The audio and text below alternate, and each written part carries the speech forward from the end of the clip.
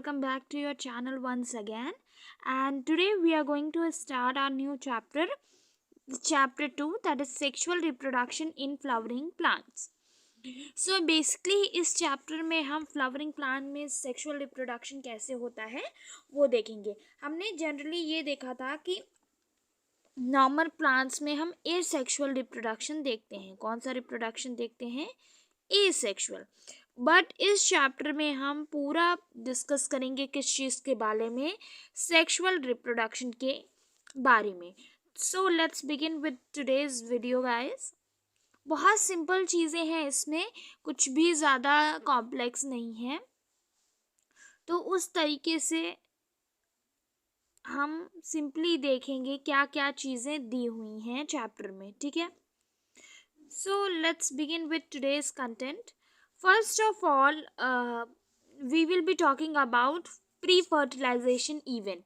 इससे पहले जो हमने चैप्टर डिस्कस किया था गाइस, उसमें हमने प्री फर्टिलाइजेशन इवेंट के बारे में बहुत अच्छे से डिस्कस किया था।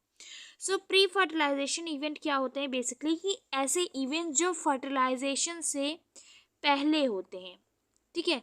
पहले जो इवेंट्स होते हैं उन्हें हम प्री फर्टिलाइजेशन इवेंट कहते हैं, और ऐसे इवेंट जो बाद में होते हैं उन्हें हम क्या कहते हैं? पोस्ट फर्टिलाइजेशन इवेंट कहते हैं, ठीक है? तो दोनों इवेंट्स के मतलब आपको क्लियर हो गए होंगे मुझे लगता है, और उस वीडियो में मैंने अच्छे से एक्सप्लेन भी किया था। सो आज का वीडियो में हम जस्ट जो चीज़ें हम पढ़ चुके हैं, जो टॉपिक, उनमें ज़्यादा टाइम वेस्ट ना करके हम सिंपल चीज़ें पढ़ेंगे, ठीक है? सो प्री फर्टिलाइजेशन इवेंट जो है उसमें यहाँ पर बताया गया है कि बहुत सारे हार्मोनल चेंजेस होते हैं। Several hormonal and structural changes result in development of a flower. तो किसी भी प्लांट में बहुत सारे हार्मोनल चेंजेस होते हैं और स्ट्रक्चरल चेंजेस होते हैं जो कि रिस्पॉन्सिबल होते हैं एक फ्लावर के डेवलपमेंट में, ठीक है? तो बेसिकली यहाँ पर कहा यह जा रहा है कि किसी भी प्लांट के में hormonal and natural structural changes होते रहते हैं, and that case is responsible for development of flower, ठीक है? यहाँ पर एक टर्मिनोलॉजी दी हुई है, फ्लोरेसेंस। तो इनफ्लोरेसेंस जो होता है वो फ्लावर को, जो बर्ड्स होते हैं, वो क्या होता है, जो फ्लावर बड का कन्वर्जन होता है फ्लावर में, वो टर्म हम किससे बेसिकली डिस्कस करते हैं? फ्लोरेसेंस से। ये एक स्पेशल टॉपिक है जो चैप्टर में दिया है, तो हम इसको डिस्कस करेंगे, राइट? एंड यहाँ पर दिया है बेसिक इंट्रोडक्शन है that flowers are reproductive parts of plant. ये सबको पता है कि जो फ्लावर्स होते हैं वो रिप्रोडक्टिव पार्ट होते हैं किसका? प्लांट का। ये बहुत ही बेसिक चीज़ यहाँ पर दी हुई है। In flower androecium that is male reproductive part and gynoecium female reproductive part develop. तो बेसिकली मैं बता दूं कि जो मेल रिप्रोडक्टिव पार्ट होता है उसे हम एंड्रोशियम कहते हैं बायोलॉजिकल टर्म में, ठीक है? एंड्रो मीन्स होता है मेल एंड गाइनो मीन्स होता है फीमेल। तो ये बेसिक आप याद रखना। अगर कहीं पे भी एंड्रो वर्ड यूज़ किया गया है किसी भी, बेसिकली हम कह सकते हैं किसी भी टर्म से रिलेटेड, अगर एंड्रो वर्ड दिया है तो उसका मतलब है वो चीज़ किससे रिलेटेड है? मेल से। अगर गाइनो टर्मिनोलॉजी दी हुई है तो वो किस चीज़ से रिलेटेड है? फीमेल से, ठीक है? तो यहाँ पर ये कहा गया है कि जो हमारा फ्लावर है उसमें दोनों पार्ट डेवलप होते हैं, फीमेल भी और मेल भी। जैसा कि यहाँ पर इस स्ट्रक्चर में मुझे लग रहा है कि क्लियरली विजिबल होगा। तो मेल रिप्रोडक्टिव पार्ट जो होता है वो एंड्रोशियम होता है। एंड्रोशियम हमारा बेसिकली दो इम्पॉर्टेंट स्ट्रक्चर से बनता है। कौन कौन से स्ट्रक्चर से बनता है? एंथर एंड फिलामेंट, ठीक है? दो इंपॉर्टेंट स्ट्रक्चर्स होते हैं, एंथर एंड फिलामेंट। अगर हम जूम आउट करके स्ट्रक्चर को देखें तो स्ट्रक्चर कुछ इस टाइप से होता है। यहाँ पर एक पतला सा स्टॉक लाइक स्ट्रक्चर होता है ऐसा, ठीक है? एंड यहाँ पर एक इस टाइप से स्ट्रक्चर बना होता है, ये एंथर होता है एंड दिस इज फिलामेंट।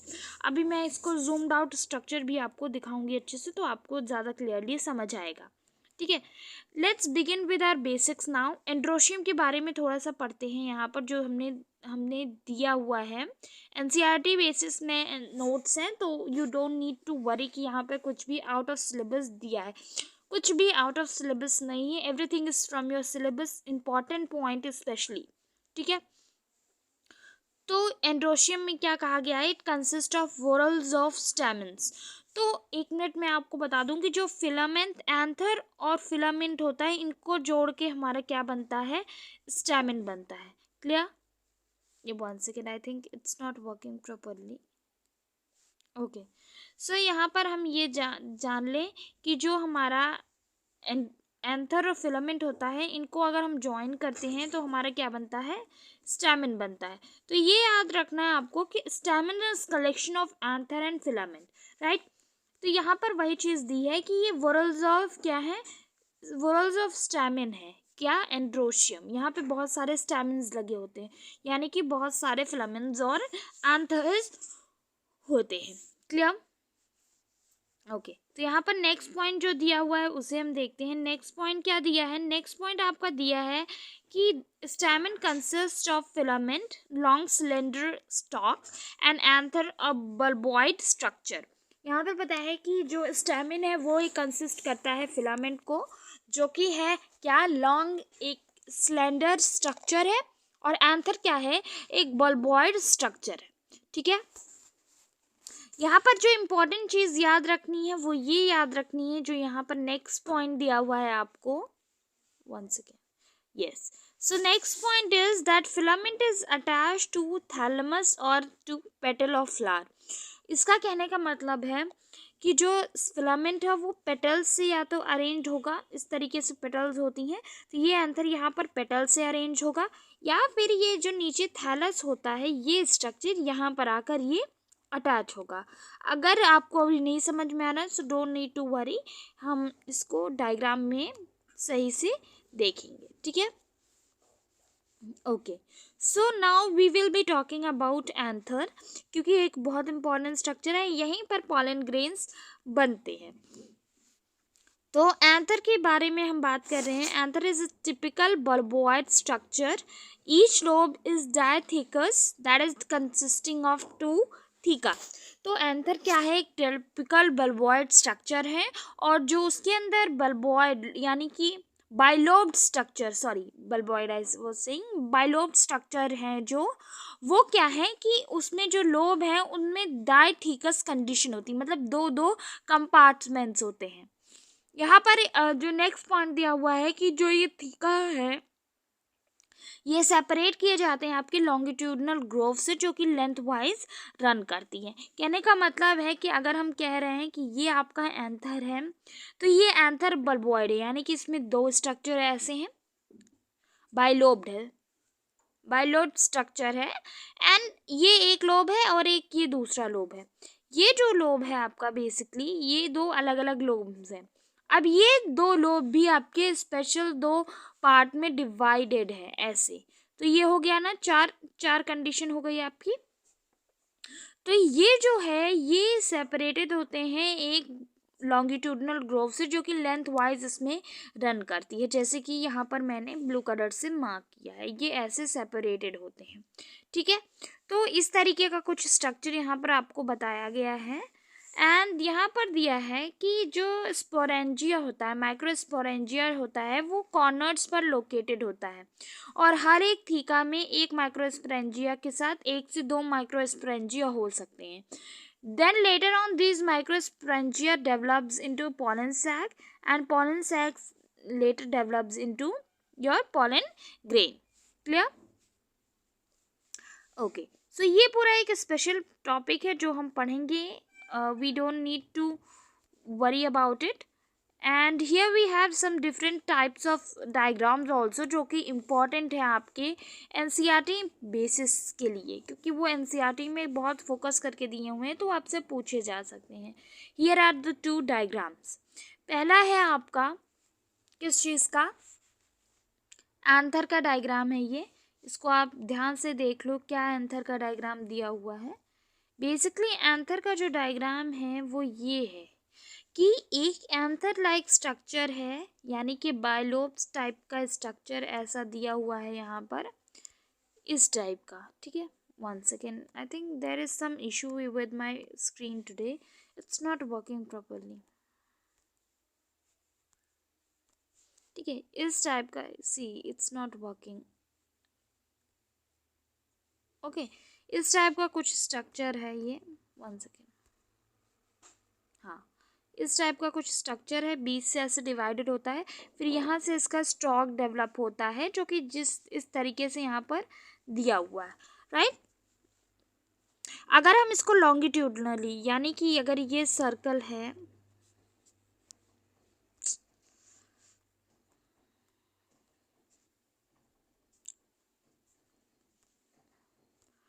अगर ये हम कह रहे हैं कि सर्कल है, इसको हम लॉन्गिट्यूडनली कट कर रहे हैं, तो इस तरीके से ये कट होगा।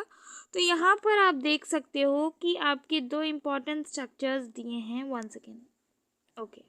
यहाँ पर जो स्ट्रक्चर्स दिए हैं उसी की बात हमने हमारे डायग्राम में की थी, कि यहाँ पर आपको दो थीका दिखाई दे रहे हैं, आप देख सकते हो। इसको हमने इस तरीके से कट किया था। इस तरीके से कट करने के बाद इसमें जो हमने इम्पॉर्टेंट चीज़ देखी थी वो क्या थी, कि इसको हमने दो पार्ट में डिवाइड कर दिया था। तो ये दो पार्ट में आपको डिवीजन दिखा रहा है, again these were divided into two more parts. तो स्पेसिफिकली 4 थीका होते हैं एक एंथर में, एक एंथर में 4 थीका प्रेजेंट होते हैं, एंड ईच ऑफ, और 2 बाइलोब्स होते हैं, लोब्स होते हैं, इसको भी आप लिख सकते हो, ठीक है। 2 लोब्स प्रेजेंट होते हैं। तो ये आपको याद रखना है, ये पूछा जा सकता है कि कैंथर में how many thecas are present and how many lobes are present. Bilobe structure है, ये याद रखना आपका, 4 थीका प्रेजेंट है, हर एक लोब में आपको 2 थीका मिलेगा, ठीक है। तो अब जो इम्पोर्टेंट चीज़ दी हुई है वो क्या है, कि हमें उसके बारे में डिस्कस करना है, that is structure of microsporangium. ये हमारे वीडियो का आज का लास्ट स्ट्रक्चर होगा, क्योंकि ये स्ट्रक्चर बहुत इम्पॉर्टेंट है एज पर बेसिस की हमें डिस्कस करना है इम्पॉर्टेंट चीज़ को, जो है क्या, माइक्रोस्पोरोजेनेसिस। तो माइक्रोस्पोरोजेनेसिस को पढ़ने के लिए हमें ये याद होना चाहिए कि माइक्रोस्पोरेंजियम का स्ट्रक्चर क्या है, ठीक है।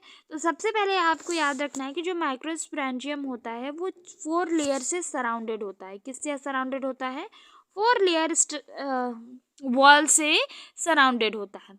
कौन कौन सी 4 लेयर की वॉल होती हैं, ये याद रखना बहुत इंपॉर्टेंट है, क्योंकि ये अक्सर पूछा जाता है। 4 लेयर्स की आप बात कर रहे हो, one second, okay. So we are talking about 4 layers. 4 layers में आपको ये पता होना चाहिए कि कौन सी 4 लेयर्स प्रेजेंट होती हैं। सबसे आउटर लेयर होती है एपिडर्मिस, देन उसके अंदर हमारी आती है endothecium, then we have middle layer, and then lastly we have tapetum. तो ये 4 लेयर्स हैं जो कि माइक्रोस्पोरेंजियम में प्रेजेंट होती हैं, क्लियर। इनका सीक्वेंस आपको याद रखना है। सबसे आउटर एपिडर्मिस होती है, प्रोटेक्शन देती है, एंडोथीशियम भी प्रोटेक्शन का काम करती है, मिडिल लेयर भी प्रोटेक्शन का काम करती है, जैसा कि नेक्स्ट टॉपिक में दिया हुआ है कि ये बेसिकली क्या क्या काम करती हैं। तो यहाँ पर आपको दिया हुआ है कि बाहर की 3 लेयर्स जो हैं वो प्रोटेक्शन का काम करती हैं, ठीक है। और ये क्या करती हैं कि जब पोलन ग्रेन रिलीज होता है तो ये क्या करती हैं, एंथर या माइक्रोस्पोरेंजियम की प्रोटेक्शन करती हैं, ठीक है। लास्ट जो लेयर है टेपेटम, वो नरिशमेंट प्रोवाइड करती है। किसको प्रोवाइड करती है? डेवलपिंग पोलन ग्रेन को।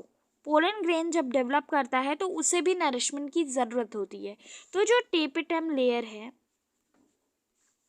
आपकी टेपेटम लेयर क्या करती है? नरिशमेंट करती है। बाकी के तीनों लेयर्स जो हैं, endothecium, we have are epidermis and middle layer, ये तीनों लेयर्स जो हैं ये आपकी प्रोटेक्शन करती हैं। क्या करती हैं? प्रोटेक्शन करती हैं। किसका? एंथर का, या आप कह सकते हो किसका? माइक्रोस्पोरेंजियम का। आपकी लास्ट में कौन सी लेयर बची? टेपेटम बची। तो ये टेपेटम लेयर क्या करती है? नरिश करती है। किसको करती है? माइक्रोस्पोरेंजियम के अंदर बनने वाले पोलन ग्रेन्स को, क्लियर। तीनों लेयर्स और इम्पॉर्टेंट चौथी लेयर का फंक्शन मैंने बता दिया है, ठीक है। आपको एक पॉइंट और याद रखना है जो लास्ट में दिया हुआ है कि जो यंग एंथर होता है उसमें एक लेयर एक स्ट्रक्चर बनता है जिसको हम स्पोरोजेनस टिश्यू कहते हैं, ठीक है। ये कहाँ बनता है? माइक्रोस्पोरेंजियम के सेंटर में बनता है। मतलब अगर ये माइक्रोस्पोरेंजियम है आपका, 1 सेकेंड, ओके, अगर ये माइक्रोस्पोरेंजियम है आपका, अगर आप कह रहे हो कि ये माइक्रोस्पोरेंजियम है मेरा, सो यहाँ पर सेंटर में क्या बनती है? स्पोरोजेनस टिश्यू बनता है। क्या बनता है? स्पोरोजेनस टिश्यू बनता है। ये स्पोरोजेनस टिश्यू कब बनता है? जब एंथर आपका क्या है? यंग है। यंग एंथर में ये स्पोरोजेनस टिश्यू बनता है। क्लियर रखना है कब बनता है और कहाँ बनता है। सेंटर में बनता है and at the time of young anther presence, ठीक है। तो यहाँ पर आप ये लास्टली ये डायग्राम देख लो जो इम्पोर्टेंट चीज़ है। इसके बाद हम क्या करेंगे कि हमारे नेक्स्ट वीडियो में हम माइक्रोस्पोरोजेनेसिस के बारे में डिस्कस करेंगे, ठीक है। तो यहाँ पर आप देखो, आपको मैं सबसे पहले माइक्रोस्पोरेंजिया का एक आउटर स्ट्रक्चर दिखा रही हूँ जिसमें हमें चारों लेयर्स दिखाई गई हैं। सबसे पहले हमारी आती है एपिडर्मिस जो कि आउटर लेयर है, सबसे बाहर की प्रेजेंट है। देन हमारे पास आता है क्या? Endothecium. And then thirdly we have middle layers and after that we have in center our tapetum। और जब हमारा एंथर यंग होता है तो ये स्पोरोजेनस टिश्यू बनता है जो कि यहाँ पर सेंटर में दिख रहा है। अगर हम इसके छोटे से पार्ट को कट करके जूम आउट करें तो कुछ इस टाइप की लेयर्स आपको दिखती हैं। पहले 3 लेयर्स कौन कौन सी हैं इंपॉर्टेंट? पहली लेयर एपिडर्मिस है, then we have endothecium and thirdly we have middle layer. Middle layer endothecium और एपिडर्मिस आपकी क्या करती हैं? प्रोटेक्शन करती हैं। और आपका साथ में क्या है? एक लेयर है और है टेपेटम। टेपेटम क्या करता है कि नरिशमेंट प्रोवाइड करता है। तो I think that's clear. Everybody has been clear with the topics of today's content.